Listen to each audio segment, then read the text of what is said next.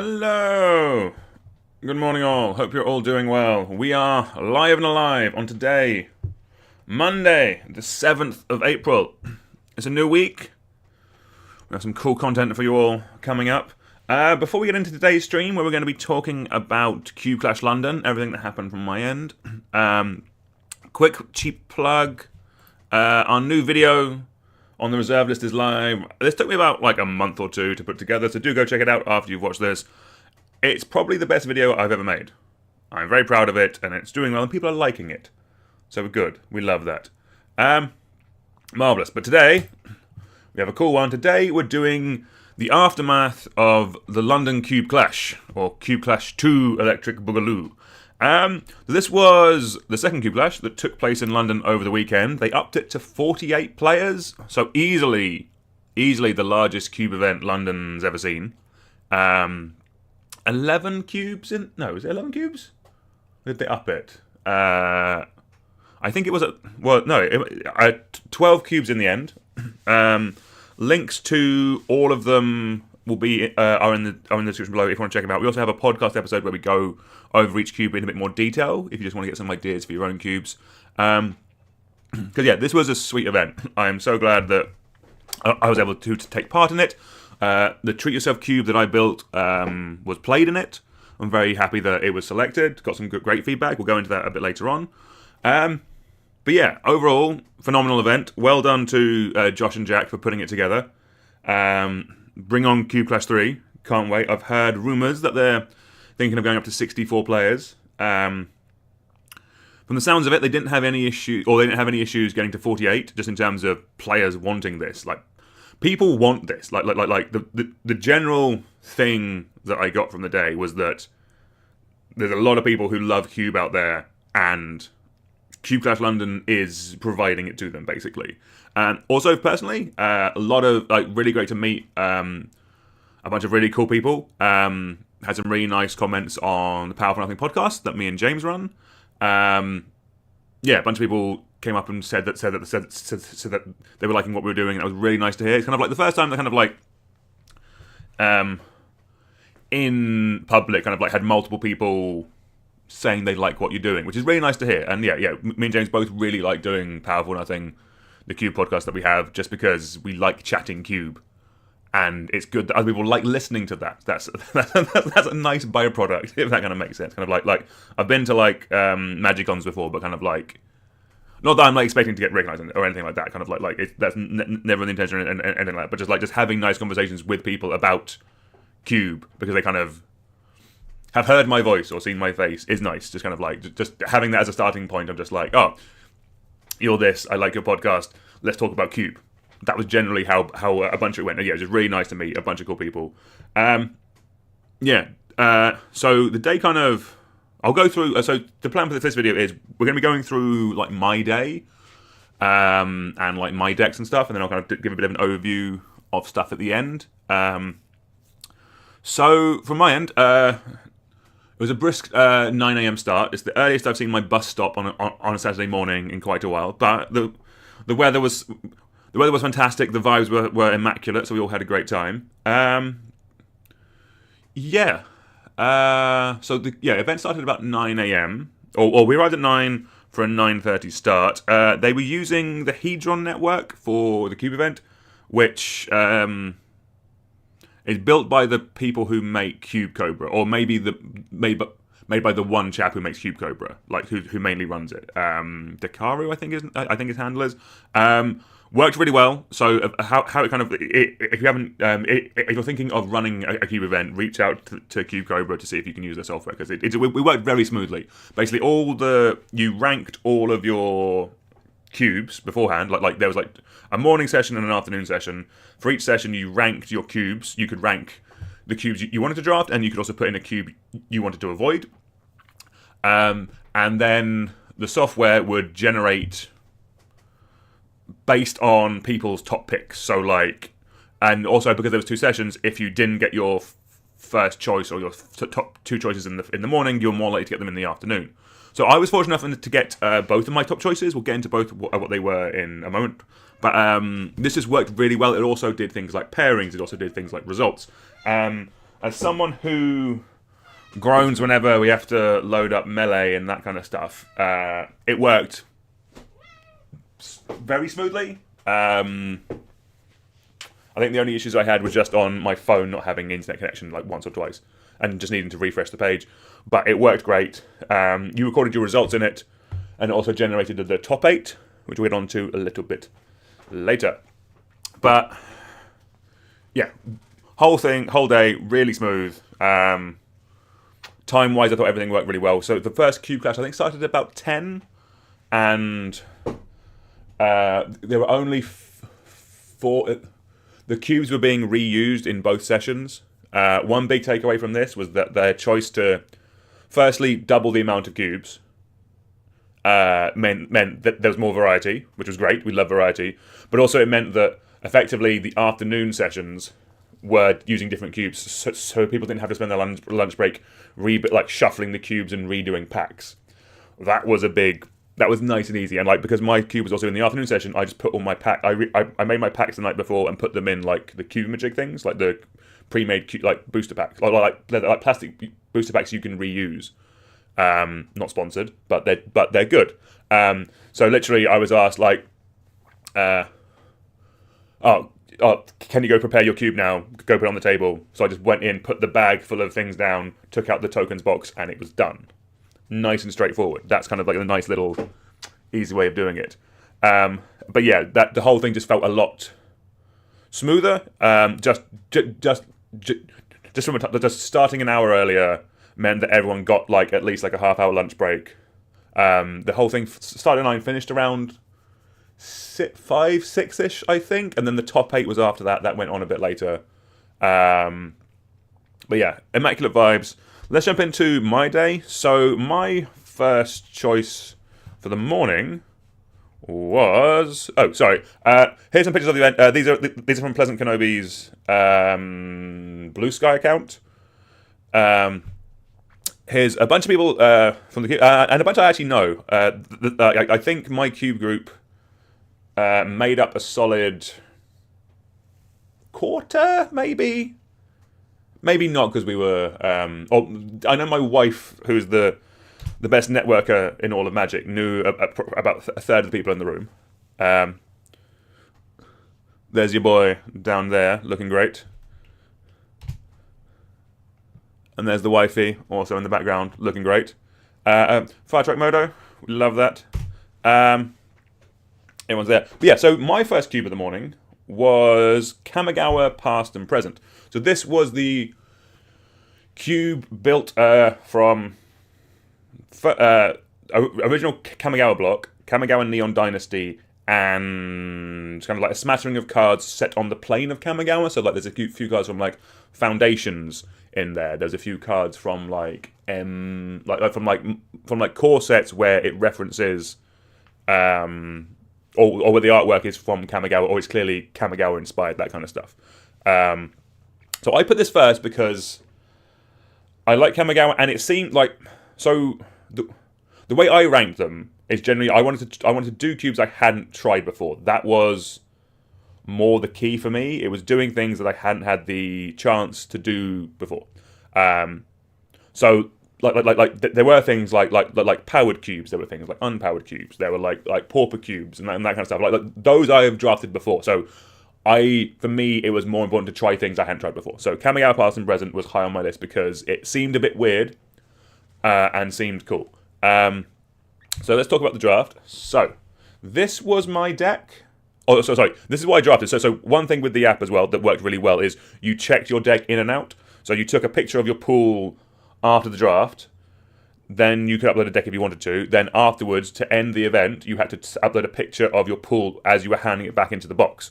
It meant that if any cards go missing or anything like that, you know roughly who has it, so they can check their deck box and that kind of stuff. And also there's a nice thing of no cards ever left the table. So even if you went for a pee, went to get a drink, something like that, your whole deck stayed on the table on the playmat.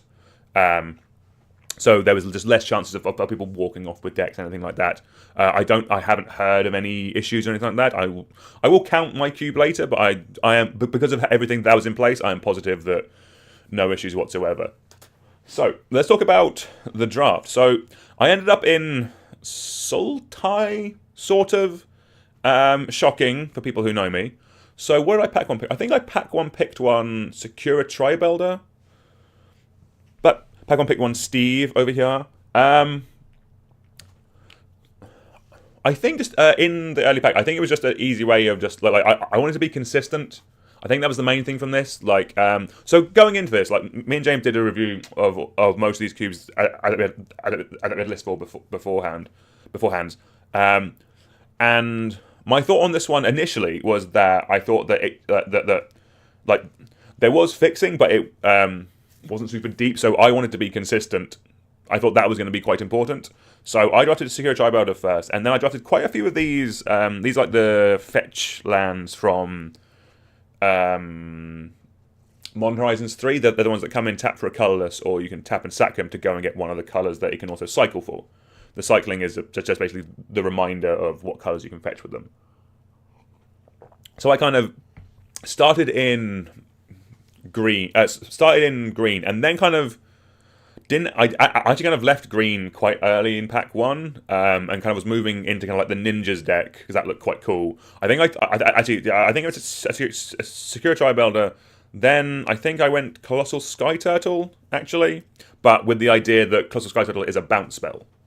But like at base level, it's a unsummon, so it could go in my Secure Tri-Builder deck if I went green.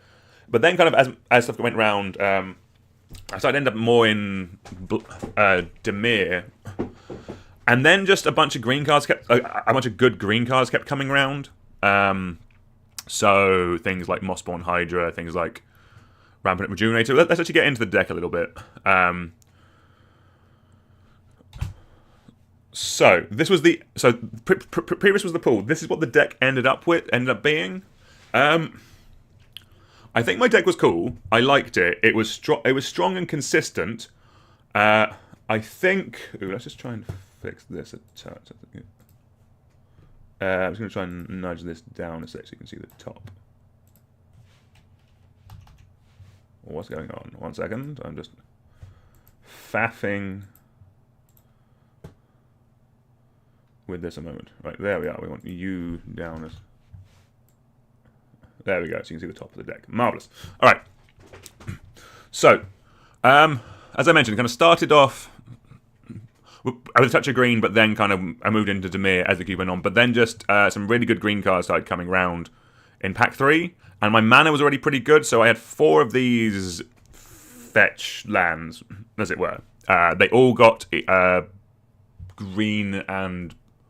They all got one of my colours. So I think we had the Sultai one, the Abzan one, the Tima one, and the...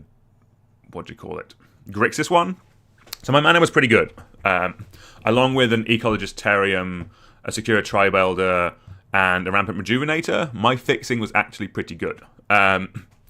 So the archetype that kind of... So I ended up being more of a green-blue deck splashing black for Leech Gauntlet, Virus Beetle, and Gloom Shrieker and Junji the Midnight Sky. I did not have an issue at all consistency-wise with my mana all day. Deck I curved out. I was able to hit all my colours. That was not an issue. The archetype for green-blue in this cube was like Moonfolk Landfall, and I'll be honest with you, most of the kind of Moonfolky bouncy stuff and the payoffs for it, like Azusa and Burgeoning, were quite late in pack 3, and there was just more consistent cards. So I could have had more of a synergistic deck. I think I did have... spoilers. I did have one Moonfolk. I had this Uyo at the top. But I think it was in this... Like there's like Azusa in the same pack as like Kura, the Boundless Sky, or Beholding Speaker, and these are just generically powerful cards, and I didn't think I had the setup. Also, so I had one... Let's go through the deck more. So... my interaction, I had Mana Leak, which I took quite highly in Pack 3. Like, Pack 3 was a tough one because there was so many good cards in it for me. There was the big green ninja that I love. There was the blue dragon. I think the green dragon as well. I think I wheeled the green dragon, but I took Mana Leak because Mana Leak is just a high pick, I think, in any cube. My interaction was Mana Leak, Master's Rebuke, and Mirror Shell Crab. Not amazing, but quite good for this cube. The interaction was a decent, was kind of like it was a limited level. There wasn't like just Doomblade your stuff. There was like it was flavorful for the set at least. So this was a nice bit of interaction. We also had Colossal Sky Turtle, as I mentioned, ability to bounce it, and also Gloom Shrieker to get it back as well. They did do that, or get back a different bit of interaction a couple of times. That was quite strong. Also, Gloom Shrieker just getting back a fetch land to trigger some landfall stuff was also quite nice. That was a nice little package. And then we had Spinning Wheel Kick, which was great in my deck. We'll get onto it in a minute, but I had a bunch of very large creatures. And the games in this cube were nicely grindy. I felt that it was for me, the most enjoyable part of this cube was that the games all went, or for me anyway, all went to turn like 8+, but they didn't feel, but they were nicely grindy. There was like good choices, and I never felt out of a game. There was a couple of games where my opponents kind of built better board states than me, but because I had cards like Spinning Wheel Kick, and the way to make massive creatures, like one of my opponents, a good friend of mine, he got to like 40 life with some Hondens, but I knew I had the ability to one-shot him out of nowhere with a massive creature. So I was like, I'm still in this, I just need to get to that point, or draw a Spinning Wheel Kick and wipe the board, that kind of stuff, because mana was very good in my deck. I was able to ramp quite well. So Spinning Wheel Kick was great. I did win a game by like, I had a 10-10 and Spinning Wheel Kicked 4 creatures out of the game and then swung through next turn. Really good. Yeah, I didn't get to play with this card much in Kamigawa and Neon Dynasty, but yeah, it was a lot of fun. It was awesome. Probably the best card in my deck, Mossborn Hydra. 2 and a green, trample. It enters with a +1 counter on it, and it has landfall. When a land is about to under your control, double the amount of +1 counters on it. I definitely misplayed this a couple of times in my first round. So for results, I went God's Perfect 1-1-1, 1 win, 1 loss, 1 draw. So a couple of early games, I ran this out a bit too frivolously against a player with burn. That's kind of me misplaying a little bit. I should have waited until I had the fetch lands to crack in, or to crack a couple in response, or have Steve out so I could guarantee this made rounds. Because if this sticks on the board, it's a beating. This is one of the best payoffs for that Moonfolk deck, I believe, in the cube. Just because you're playing lands, you're bouncing lands, you're playing lands again. This gets massive. But with the fetch lands I had in my deck, I didn't have any trouble making this really big. So the biggest this was a 64-64. That was against my opponent, who had been gaining a bunch of life. And I was pretty confident this was going to go well, but it turns out, what do you call it? Wandering Emperor, very good magic card, so it got exiled on attack. Not great. Once that happened, we did lose the game, but we did have a 64-64, and that was vibes, and we loved that. And that's a pretty fun thing to do in a flashbacky limited style of format. But yeah, very cool card, very fun. Yeah, as I mentioned, this was my ramp package, so there's a Gloom Shrieker behind here to get back the 4 fetch lands, which I did do once or twice when I had the big thing in play. Ramp Rejuvenator, 4 mana to get 2 counters, or I get 2 basic lands. I didn't have too many ways of buffing this up, but I feel that could be quite strong as well. Just like that, there was a modified deck in Gruul, and just having this getting a bunch of lands out is pretty solid. And then Steve is always pretty good. Like pack 1, pick 1. I think I was fine with that being my pack 1, pick 1. My deck was very consistent. I had very good mana. We loved that. And my top end was Kura the Boundless Sky, Junji the Midnight Sky, and Behold the Unspeakable. I did do some cool things with Kura a couple of times. I had the 4 mana Ninja Clone. It's a 4 mana clone, but if you deal combat damage to a player, you can ninjutsu it in. I don't think I ever ninjutsu'd it in, but I did. There was a couple of times where I had like 12 lands in play, so just cast it as a clone of Kura.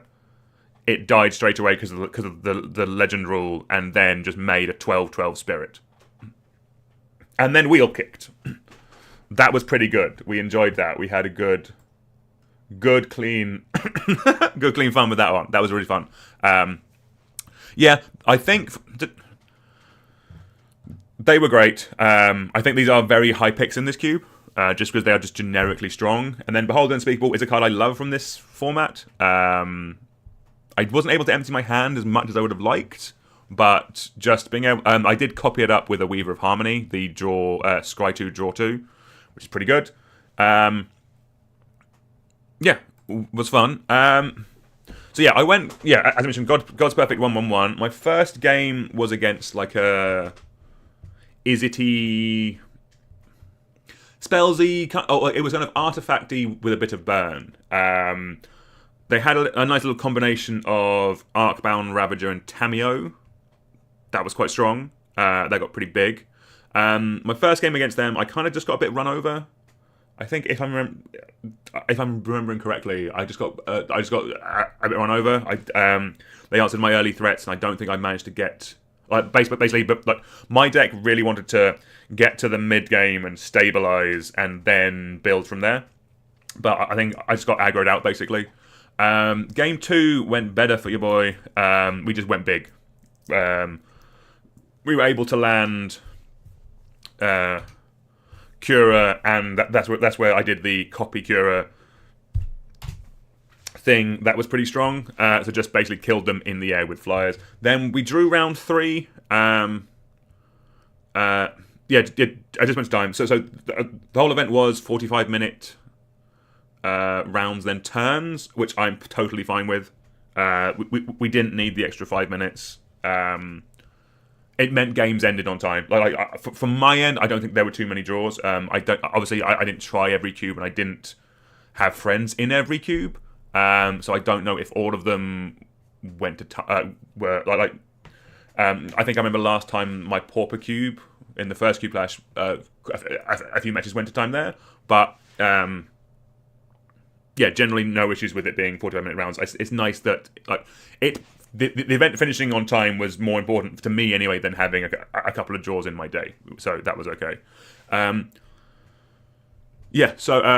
game we drew, my opponent did have a couple of active Planeswalkers, but again, I had the ability to wheel kick a lot of their board away. It was kind of I had a lot of kind of big top end. I think I could have hit. So hard to say who would have won that one. Like, if I'm being honest to myself, maybe that. Like, I think at the time of the game was ending, I think they were more in the Ascension because they had 2 Planeswalkers. But I think I had more impactful draws to swing it basically. And also, I think we were both on like 10+ life, so it wasn't like a.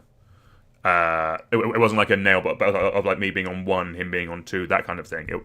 A pretty obvious draw, I feel. But yeah, overall, reviews for the Kamigawa Past and Present Cube, really fun. Really like it. Again, links will be down below if you want to check it out.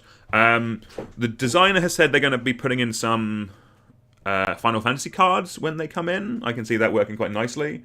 I think before this, I was a bit more worried about like power outliers, because like a lot of the older Kamigawa cards, they were like underpowered when Kamigawa came out.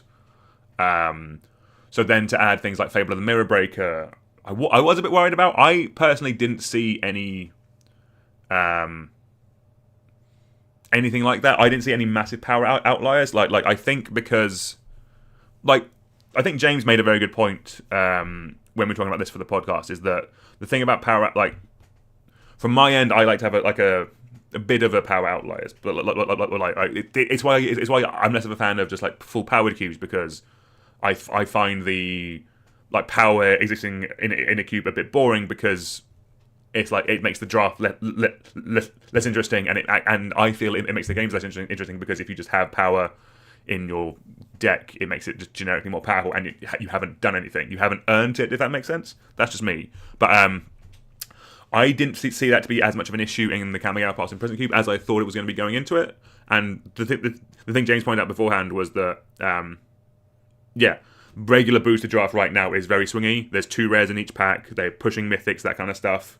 If you don't get those, your deck isn't going to be strong. And I feel that this cube actually kind of kept that quite well. Like, the older cards weren't embarrassing.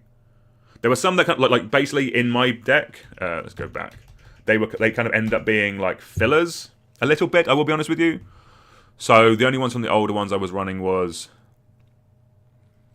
Sakashima Student, which is a good Magic card.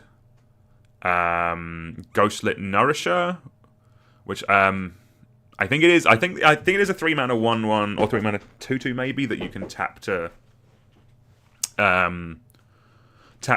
3 mana to buff up a creature +2/+2, or you can channel it to give it give it +4/+4. So it combat trick in there, and obviously secure Tribelder. So yeah, you can see that I wasn't running too many of the older cards. So I did sideboard in Sickening Shoal, which is a -X/-X, and Malicious Malfunction. That was a -2/-2 to the whole board. I did sideboard those in a couple of times. They were pretty solid. I know my deck definitely could have done with some enchantment removal. That was definitely a weakness of me drafting. I definitely balls up then, especially when my friend played, like, in the third round, he just goes, or second round, just goes, turn 4 red Honden. I was like, right, I can't interact with that. I am dead in X amount of turns.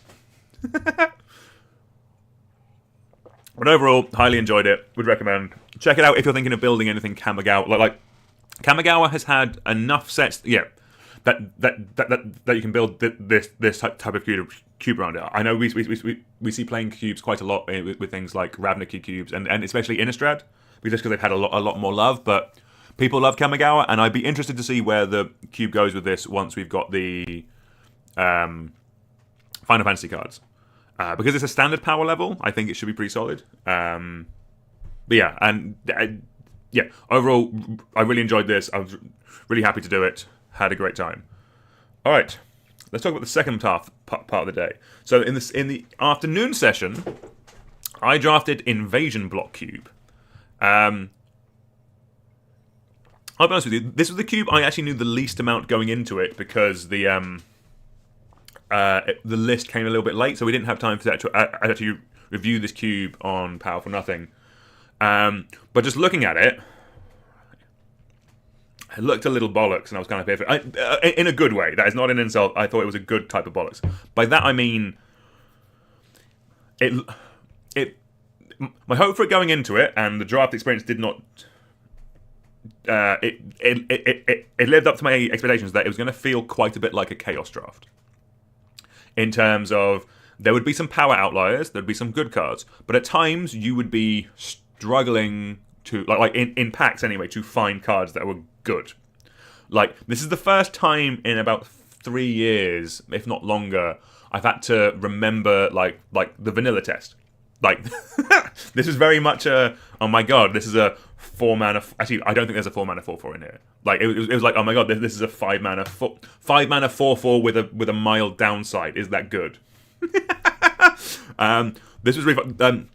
I will say this was built really well. Again, links to this is down below, even if we didn't review it on the podcast. But yeah, this was built very well. It basically felt like it captured, for me anyway, what drafting at that time from a gameplay and power level point of view. But the cube was built in a way that it was still built with modern sensibilities in terms of like the most egregious stuff from the block was removed. So a lot of in the block there was a lot more. You can't do anything unless your opponent has a plains or a swamp or something like that. So you needed ways to turn your opponent's things into that. There was less of that, less of the overly egregious, annoying parts, but it still had a lot of the flavor and like a lot of the build-arounds. And also the cube was built with modern sensibilities in terms of like, I need this many 1-drops, 2-drops, and 3-drops. So if the decks felt like they curved out, and you felt like you were playing Magic, even if the games were slightly more grindy and old school, which I do really like. Like I have a bunch of cubes in the back catalog that I want to build at some point. One of them is a what's it called? Not Invasion. I have an Invasion in front of me. Original Fetchland book. What's it called? It'll come back to me. It was when I was playing as a kid. It's the one with the morphs, the little it's where fetch lands were from originally. Why is my brain gone blank? More tea. But I would like to build a flashback cube at some point in the future. And this I thought did it really, really well. Especially as it's taking from from a pool of cards that is not high powered, and a lot of the cards in it, under those modern sensibilities, are actively bad. I'll show you my pool.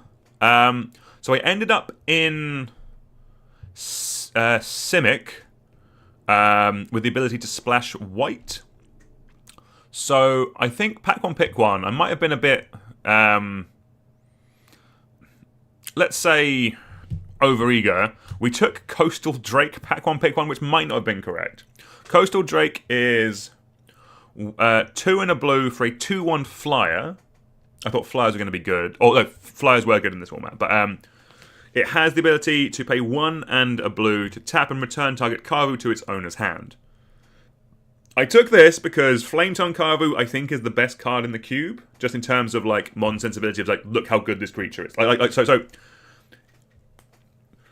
quick TLDR of this era of Magic: spells, phenomenal. My deck has a Factor Fiction in it. Factor Fiction is up at the top. That's like Factor Fiction, great Magic card.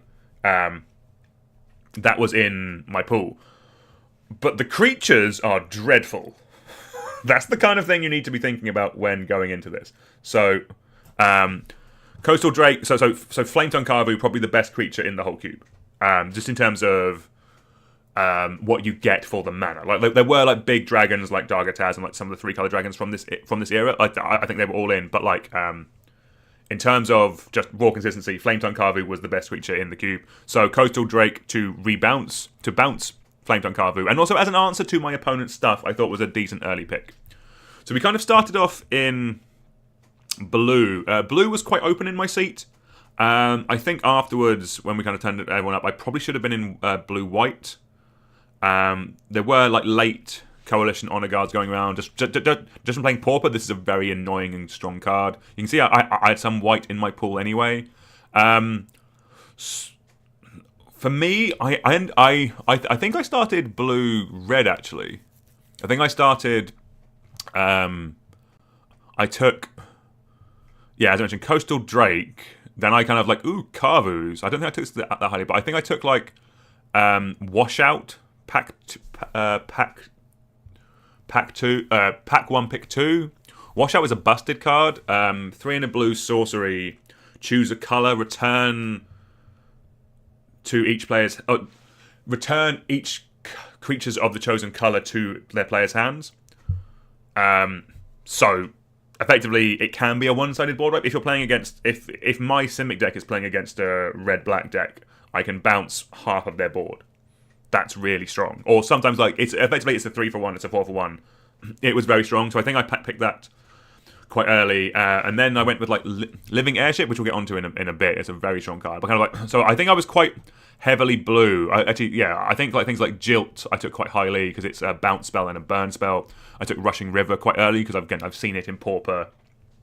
Like, playing Pauper, unironically, is one of the best things you can do for playing Chaos Draft, because you recognize so many more cards that, like, okay, that card is playable. I can work with this. I think I kind of pivoted into green quite near the end of Pack 1, because stuff like, I think Quirion Elves and Quirion Explorer, these are both just mana dorks. They're 2-mana mana dorks that can fix you. They both came around quite late in Pack 2. Oh, no, sorry, in Pack 1. Actually, no, I think it was Quirion Elves, and there was a wild growth variant, like a 2-mana wild growth, like 2-mana enchantment. Land adds a color. Like, that was in the pack. So that was, for me, that was a kind of a sign that green was open. So I think I was right to move in, and I kind of got hooked up in Pack 3 with a bunch of gold cards. So that's where Aether Mutation came through, Temporal Spring. I have a great story about that, which we'll get onto, and like Gaia Skyfolk, those kind of came round in Pack 3. So I feel I think White-Blue would have been maybe a more open, stronger deck, but I think I was still correct in my seat. The person to my left was in Golgari. The person to my right was technically Jund, but they were more red-black based, if that makes sense. I think it was green for maybe some big things, like, but hey-ho. But yeah, I thought my deck was good. So this is the pool. I did kind of, not hate pick, but I took a Goblin Trenches quite late. I think people were sleeping on this card. One red and a white for an enchantment. I think it's like, you pay one, sack a land, and make a 1/1, or make some 2/2. Like, it's basically you turn your lands into goblins, which I think is very strong in this format. But that was like quite late in the pack, and there wasn't really much else. The fixing, layers are terrible. Layers are so bad. It pained me running this card every time. Like, so the white splash in my deck. Let's actually go into the deck. The white splash in my deck was for Armadillo Cloak, because this is a very messed up and unfair Magic card. One green and a white. Enchanted creature gets +2/+2 and has trample. And when enchanted creature deals combat damage to a player, you gain that much life. That is not lifelink. It does stack with lifelink. Also, Armadillo Cloak, you can put on your opponent's creatures. If they only have one creature, you can put Armadillo Cloak on their creature and they can attack you, but you'll just gain the life back. That's kind of funny. But like for me, it was a bit of a power outlier. And I already had Elfane Palace, and I think I picked up Trevor's Ruins late anyway, and it fixes for 2 of my colours. And then on top of Quirion Explorer, Quirion Elves, Urborg Elf, and Harrow, I felt kind of okay that I was going to be able to... So Urborg Elf is taps for a Sultai, but with the other ones, I felt pretty confident I was going to be able to make a white mana. Like Harrow, like these two and Harrow, I think is fine for the splash anyway, but then also having Quirion Explorer and Quirion Elf. So Quirion Elf comes in and you can pick a colour. It taps, and then it taps for either green or that colour. So yeah, this was the deck. I thought it was pretty good. Well, fuck. Are we still live? One second. Something just fell off.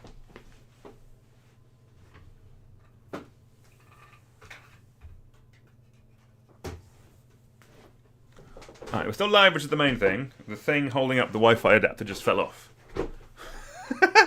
Also, this just fell off. I thought this was plugged in. Can you hear me out there? So yeah, let's go through the deck. So this is my interaction package. I thought this was pretty good. It was very bounce based, very tempo. So yeah, Jilt, as I said, took quite highly. A couple of times I was able to make red mana, and then this being a 2-for-1 is phenomenal. There is a lot of auras and a lot of ways of like enchanting things. Like the Armadillo Cloak is one of the strongest things you can do. There was a lot of auras in this set, so bounce was very strong against those. Less strong in kind of grindy games. I had a couple, like my round 1 was very grindy, and just my bounce removal wasn't great because the games were going long enough they could just replay it. It was effectively, I was kind of like delaying until I got something bigger. But Jilt was a very strong card. Rushing River as well. I sacked a land a couple of times, but this is where things like the layers where you have to bounce the land back to your hand just feel really bad. Rushing River, I think it is a strong card though. Temporal Spring is messed up. 1 green and a blue sorcery. Put target permanent on top of its owner's library. That says permanent, so you can do lands with it. I felt like the biggest dick. I apologised profusely during the game and afterwards. I was on the play against an opponent. We both go Lango. On turn 2, I play a Mana Dork. On their turn 2, they just play a land and pass. On my turn 3, I play Temporal Spring and bounce their second land back to their on top of their library. Then on turn 4, they then spend turn 2 doing it again. I then spend turn 4 playing another Mana Dork, a land, and Temporal Spring the same land back on top of their library. So I end turn 4 with 4 lands in play, 2 Mana Dorks, and my opponent has 1 land in play. I felt like I'm such a villain. Especially I had a very nice chat with the person ahead of time. But like, yeah. So that was very strong. I felt like a powerful wizard when I did that. But yeah, Temporal Spring, fun Magic card. I think I did also do it to play it like you can get like the tempo blowouts in this format were huge. Like bouncing things they were putting auras on. I definitely temporal springed people. Once when someone else put a wild growth or enchantment on their land, putting their land back, they lose the thing. That was phenomenal. And then also like the layers, let's read a layer. These are dreadful magic cards. So this one, it is a layer in addition to its other land types. I read what it does. So when it enters, you sacrifice this land unless you bounce a non-layer land to your hand. So effectively, to get it into play, you are down a land drop. It's like the bounce lands, but without the plus side. So if your opponent plays a layer, if you can bounce the layer, you're really putting them back. And there's a bunch of other tap lands in here. Like there was the cycle of they come in tapped and tap for a color, but then you can sack them to generate 2 mana of the other wedge. So like the Naya one is like comes in tapped, taps for a green, and makes, and you can sack it, and you can tap and sack it to make red and white. Temporal springing that back on top of their deck was such a blowout. Yeah, I felt like the bad guy. Very fun, very stupid. And yeah, as mentioned, this is my ramp package. So Urborg Elf, Korean Elves, Korean Explorer, and Harrow. Urborg Elf, I pack 3, pick 1. There was like a very strong like modal, or like a card with kicker, like a very strong card in kicker that would have been great in my deck. Like it would have been like I think it would have been a 4/4 flyer for 5, which is kind of really broken in this format. But I just thought Urborg Elf fix my mana, let me actually play the rest of my deck. Seemed really good. Korean Explorer is how I cast Jilt a couple of times with the kicker.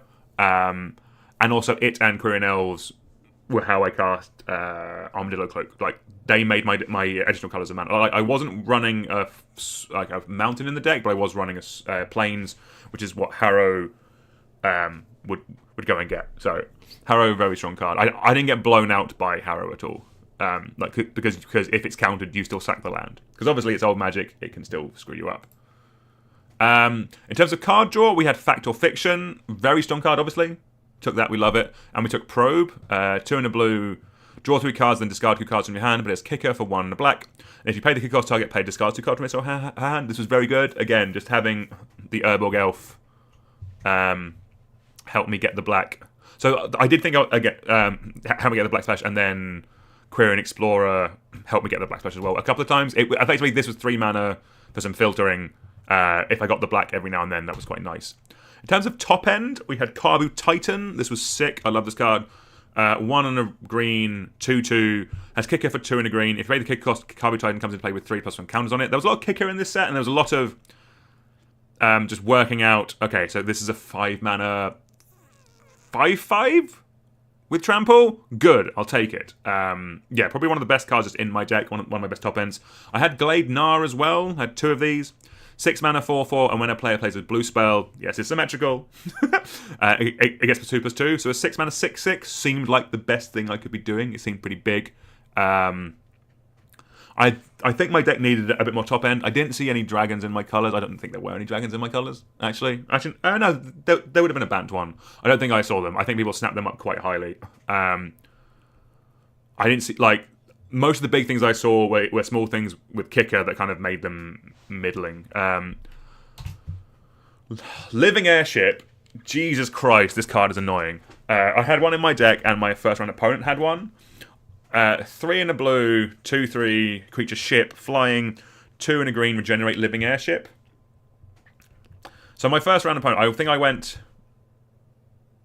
like, I curved out perfectly, like 2-drop flyer, 3-drop flyer, 4-drop flyer. I was like, yes, we're going for some damage. My opponent then plays this on their turn 4, and I'm like, right, I have 3 2/2 flyers. I have two 2/2 flyers, and I have this. I can't attack now. And then as soon as the regenerator's up, damn, this was annoying. So annoying. Yeah, regenerate is a house. We were kind of talking about it during the break afterwards. It's kind of like they printed regenerate, then realized regenerate was too good, so added creature can't regenerate onto all the removal. Then made everything indestructible. Then gave a bunch of minus, then protection from, and all this kind of stuff. It was fun playing with Regenerate, but this was a really busted Magic card. I think I took this quite highly, and there was 2 going around, and if I got the second one, I think I might have done better in game 1, but yeah, Living Airship and Regenerate, very, very strong. And obviously, yeah, as I mentioned, Armadillo Cloak, I did some, like, this pulled me back quite well in a couple of games, just like the life gain swing of just like, firstly just giving anything +2/+2 and trample, it's probably going to make it the biggest thing on the board. Like what I mentioned about like the vanilla test was very strong, very true in this cube of, like, you're playing 4 mana for a 3/3 at best. So if you're giving something +2/+2, that is enough to win combat. Time to wake up, apparently. Yeah, great card. I'm glad I splashed this. I thought it was very strong. So in terms of how I did, I think I went 1-2 in this. Yeah, the first game, very, like, again, was very grindy, but again was. I described it as one of the best, but one of the best games of Magic, but also equally one of the most infuriating games of Magic I've ever played, just because of the, like, I thought I really tempoed and curved out pretty well, but just like, yeah, just you kind of, I guess it captured Magic at the time, kind of like very powerful stuff, but like stuff like Living Airship can just hold down the board very, very strong, or very, very strongly. So I end up losing round 1. My opponent just had a bit more reach, just had a bit more top end than me. That was definitely an issue with my deck. I think I could have done with a couple more just bits of beef. I think I kind of drafted quite a good tempo deck in a format where I don't think there is really tempo, where you should just maybe going a bit more powerful mid-range. But I still like my deck. So yeah, I lost round 1. I think my opponent was like 3 or 4 colors actually, but they just had some good stuff in there. My second round opponent, he got quite unlucky because, like, I think I was the worst matchup for him because his was play powerful creatures, put auras on powerful creatures, and just like he was running a bunch of spells that required him to like a lot of the very powerful gold cards in this set require you to, like, if you play it, you have to bounce a creature of either of the type color wise to your hand in order to play it, which is when your opponent has bounce spells is miserable because it's basically they play a creature, then they pay more mana to play a bigger creature, have to bounce their original creature in order to keep it in play, then I bounce that creature, and just it's like a 3-for-1 at that point, and that's just such a huge tempo swing. That was kind of like the best matchup for my deck, and I ended up pulling ahead in that one. And then in my last round, I lost. My opponent just had removal in a big dragon. Is it Deadly Sinners, or is that is the card Deadly Sinners the really weird? It's like a Judge's Tower card. It's like choose 2 non-black creatures that are a color that the other creature isn't, or something like that. Is that why I've had Deadly Sinners by 3 inches of blood in my head for 2 days? Quite possibly. Deadly Sinners. But yeah, they just had so many more on-rate creatures. I didn't know what to do. But very fun games. Yeah, so I think I went 1 and 2. So not the best showing. I think I went 2-3-1 over the day. Let's come to the off. Oh, sorry. We'll come to treat yourself in a moment. Yeah, 2-3-1 over the day. For me, the main thing with this, like, I am not the most competitive of gamers. For me, it wasn't about making top 8. It was drafting two cool cubes and having a good time, and that's what I got from the day. And for me, that was perfect. I like the fact that London Cube Clash has the ability of, like, if you're there because you're a more competitive gamer, you can do that. You can pick cubes that kind of you can practice a bit more for. Like you can practice Pauper Cube, you can practice Vintage Cube, you can practice Unpowered Cube, that kind of stuff. Like there are ways to practice those, and you can try and make a run for top 8 and then try and go for the prize, that kind of stuff. Like if you want to be more competitive, you could do that at Cube Clash. Or if you just want to draft a bit more jank, with all due respect, draft more jank. You could do that as well. Like I did definitely see kind of similar people in kind of like the pods that I was in. I guess people wanted to yeah, so I had a great time. I really enjoyed Cube Clash. Let's talk about the Treat Yourself Cube, which was a cube, which was my cube that I didn't play in because obviously I can draft it whenever I want, but a bunch of people did draft. I got generally pretty good feedback from the cube. Couple of notes. The main thing I got told was that Fire Truck Modo, friend of the channel, turned forward Pleasant Kenobi in this cube.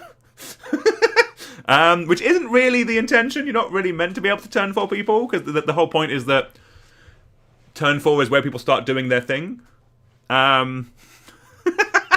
Which so I need to have a catch up with Vince afterwards, because I saw it I saw his post where he kind of said I don't think he kind of he thinks he didn't understand the cube going into it, but his deck looked sick. He had a very big he had a kind of Simic go big strategy, and he was making 9/9 dinosaurs. For each treasure he was making a 9/9 dinosaur. That is what you're meant to be doing in this cube, and I think he did win his games by doing that. So I think it's just, to an extent, Fire Truck Modo is an outlier because the boy's phenomenal at Magic, and he was doing a graveyard shenanigans bollocks type deck, which is very much in his wheelhouse, and I think I would put him I'm not top percentile in the world with that kind of stuff. I think there's very few people who know how to tap a Bazaar of Baghdad better than that boy. So I think that was a bit of an outlier in terms of in terms of gameplay, if that makes sense. But generally, the feedback we got for the Treat Yourself Cube was quite positive. I think that there's a few things I might look at, Goblin Bombardment. I think might be the main offender in that turn 4ing. But I do want another sack outlet that's kind of cheap and free. But maybe if there was a 4-mana Goblin Bombardment, I think it'd be perfect. Maybe that's what I need to look at. But yeah, generally the feedback for the Treat Yourself Cube was pretty good. Yeah, long may it continue. I love this cube. I am glad that the majority of people who have drafted it have said they've had a really good time with it, and yeah, glad I built it, and I will be entering it to the next one as well, because I think it did get a good showing of people wanting to draft it. A lot of people came up to me and said they'd put it quite highly in their ranking, so that was really nice to hear as the cube designer. And again, I think we're kind of coming to the end now, yeah, but this was an awesome event. From hearing rumors, the plan is to go up to 64 people for the next one. I think the last one was if they do these twice a year, I think that is awesome. The fact that Cube is live and alive in London, and that's the thing. If I'm honest with you, one of the best things about this is obviously there are Cube players in London outside of our playgroup. I am very fortunate that in our Cube playgroup we have. I could put a message out on today, Monday, and have a pod of 8 easily by this weekend. That is a very unique. I am very aware. I am very lucky for that. I am very lucky to have an awesome group of friends and an awesome play group to kind of that we all share a love of Cube as well as being awesome friends is very cool, and I appreciate that people that is not going to be the norm for most people. And Cube Clash really lets people who don't have the ability to play cubers regularly meet more cubers. I ended up leaving pretty about an hour after my second cube, but the top 8 went on until the evening and until about 9 p.m. and then other people were still cubing. That is a sign that you're doing something right when an event finishes at 5-6 p.m. and you still have people in the location, in the pub. The top 8 was going on, but people were just running back other cubes. There was the Vintage Cube fired a pod of 8. The Desert Cube fired another pod. That kind of stuff. People were still cubing after the cube event had finished. That is a great sign that Cube is live and doing very well in London. And I think Cube Clash was a great thing of bringing people together. There's talk of another London Cube Clash, and I think there is a London. I think there's a WhatsApp group or a Discord server. I need to look it up and get involved with that because I love Cube, and also I also yes. Again, I'm fortunate enough to have my own 2 cubes, and our playgroup has a couple of cubes. But a lot of these cubes that we drafted this weekend were ones that are around about London. So it'd be nice to draft them more than just once every 6 months, that kind of stuff. So, yeah, generally speaking, I didn't know. No. all positive. I had a great time. Also was for a great cause. It was for Newman Charity. It was a... I don't want to get the name of the charity wrong. I will put it down in the comments below if you want to donate or anything like that. Great cause. But yeah, that's where we're going to end it for today. Thank you all very much for watching. Yeah, when the next Cube Clash comes about, we will be bringing it up on this channel because me and James will both be going. I would assume, as long as we're about. Yeah, phenomenal event. More Cube, always Cube. Cube is life. Cube is love. But yeah, that's what we're going to end it for today. Thank you all very much for watching. We'll catch you tomorrow. Let me know what people want to do. We should probably crack on actually building our multiplayer cube. Maybe that could be a cube that can be drafted at a future London Cube Clash. Ooh, that's a nice segue. Or maybe we'll do another Commander deck tech. See what's the new hotness in Tarkir Dragonstorm.